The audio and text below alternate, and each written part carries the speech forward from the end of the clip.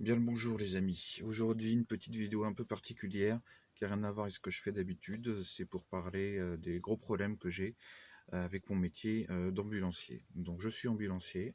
Aujourd'hui j'ai été chercher un patient, comme ce que je fais toute la journée. Euh, je m'étais garé sur une place handicapée, évidemment, vu que je prends des personnes la plupart du temps en mobilité réduite. Et la police municipale passe, me dit vous avez rien à faire ici, je vous mets une amende. Il faut savoir que donc dans mon travail, je suis uniquement en VSL, véhicule sanitaire léger, j'ai une croix bleue dessus, et effectivement 99% des personnes que je prends, elles ont un problème pour se déplacer qui fait qu'elles ne peuvent pas le faire toutes seules.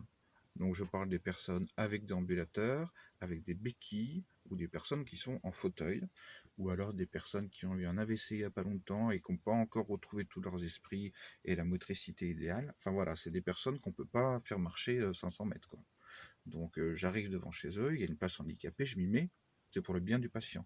Il ne faut pas oublier que si le patient est en VSL, c'est qu'il a une prescription médicale de son médecin qui stipule qu'il doit être en VSL avec un professionnel ambulancier et donc qu'il ne peut pas se déplacer seul.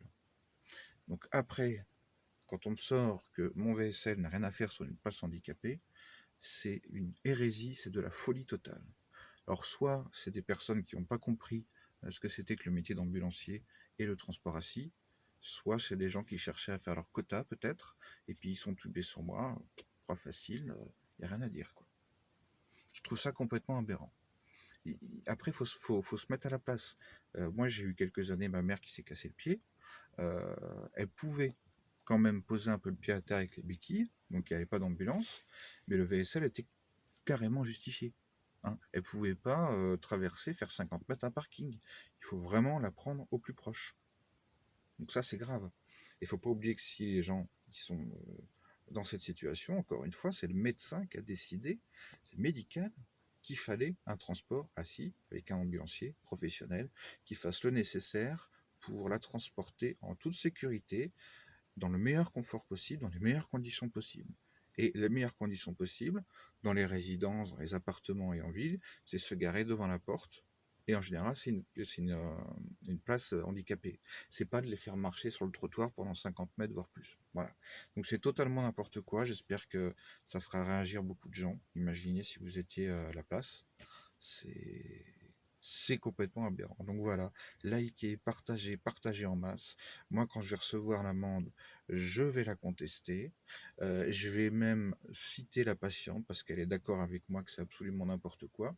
Je veux pas non plus aussi briser le secret professionnel en disant tout le dossier médical de la patiente, parce que ça se fait pas.